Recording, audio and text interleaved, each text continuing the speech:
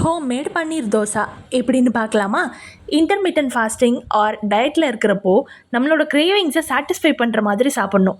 எப்பயுமே நம்ம போர் அடிக்கிற ஃபுட்டை சாப்பிட்டோம்னா கண்டிப்பாக அந்த டயட்டை நம்ம பாதியிலே விடுற மாதிரி ஆயிரும். அதோட நம்ம மாவுச்சத்து பொருளை கம்மியாக எடுத்துக்கணும், ப்ரோட்டீன்ஸ் அண்ட் ஃபைபர்ஸை அதிகமாக எடுத்துக்கணும். இந்த கான்செப்டை பேஸ் பண்ணி நம்ம ஃபாலோ பண்ணாலே நம்மளோட இன்டர்மிட்டன்ட் ஃபாஸ்டிங்கை நல்லபடியாக கம்ப்ளீட் பண்ணிட முடியும். ஸோ தட் ப்ரோட்டீன்ஸ் அண்ட் ஃபைபர்ஸை எப்படி அதிகமாக இன்டேக் பண்ணுறது அப்படின்ற கான்செப்டில் இன்றைக்கி நம்ம பார்க்க போகிறது தான் பன்னீர் தோசை. இதை செய்கிறதுக்கு இன்றைக்கி நான் நார்மல் தோசை மாவு தான் எடுத்திருக்கேன். இதை நீங்கள் ராகி மாவில் கூட பண்ணி சாப்பிட்லாம். செகண்ட் சாய்ஸ் என்னென்னா கருப்பு உளுந்தில் கூட நம்ம தோசை பண்ணி சாப்பிட்லாம். கல்லில் மாவை ஊற்றிட்டு நல்லெண்ணெய் விடுறேன். நெய் அல்லது நல்லெண்ணெய் எது எடுத்தாலும் ஒரு ஸ்பூன் போதும். இந்த தோசையை அரை நிமிஷத்துலேருந்து ஒரு நிமிஷம் வரைக்கும் மூடி போட்டு வேக வச்சிடலாம்.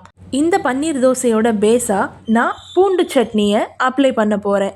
பூண்டு சட்னி என்னோட ஃபேவரட்டான ஒரு டிஷ் தான்.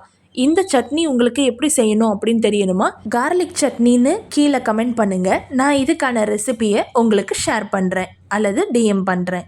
இந்த மசாலாக்கு மேலே வீட்டில் இருக்கக்கூடிய பன்னீர் அதையும் நீங்கள் தூவி விடுங்க. வீட்லேயே ஈஸியாக பன்னீர் செய்கிறது எப்படி அப்படின்னு தெரிஞ்சுக்கணுன்னா கீழே கமெண்ட் பண்ணுங்கள். பன்னீருக்கான வீடியோவையும் போஸ்ட் பண்ணுறேன்.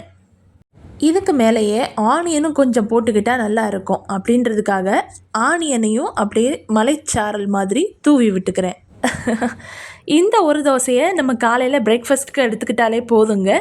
இது ரொம்பவே ஸ்டமக் ஃபில்லிங்காக இருக்கும்.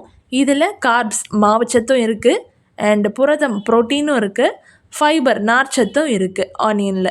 இன்னும் உங்களுக்கு வேறு எதுவும் கேப்சிகம் டொமேட்டோ வேணும் அப்படின்னாலும் போட்டுக்கலாம். கார்னிஷிங்காக நான் சும்மா கலர்ஃபுல்லாக இருக்கட்டுமே அப்படின்றதுக்காக கொஞ்சம் கருவேப்பிலையும் போட்டிருக்கேன். டேங்கினஸ் உங்களுக்கு பிடிக்கும் அப்படின்னா நீங்கள் கூடவே லெமனும் கூட புழிஞ்சிக்கலாம். அவ்வளோதாங்க, நம்மளோட ஈஸியான ஹோம்மேட் பன்னீர் தோசை ரெடி ஆயிடுச்சு. ஸோ மேலே எக்ஸ்ட்ராவாக ஒரு ஸ்பூன் எண்ணெய் விட்டுக்கலாம். இதை உங்களுக்கு ஸ்கூல் போகிறீங்க, இல்லை ஆஃபீஸ் போகிறீங்க, இல்லை டயட்டில் இருக்கீங்க, இன்டர்மிட்டன்ட் ஃபாஸ்டிங் இருக்கீங்க, எப்படினாலும் நீங்கள் இதை தாராளமாக எடுத்துக்கலாம்.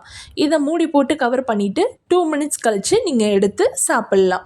இதே மாதிரியான ஹை ப்ரோட்டீன் ரிச் ஃபுட்ஸ் உங்களுக்கு தேவைன்னா நம்மளோட சேனல் சின்ன பொண்ணு ஷோவை மறக்காமல் சப்ஸ்கிரைப் பண்ணிக்கோங்க.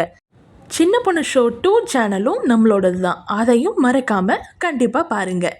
ஹாப்பியாக இருங்க, ஹெல்தியாக சாப்பிடுங்க, நல்லதே நடக்கும். அடங்க.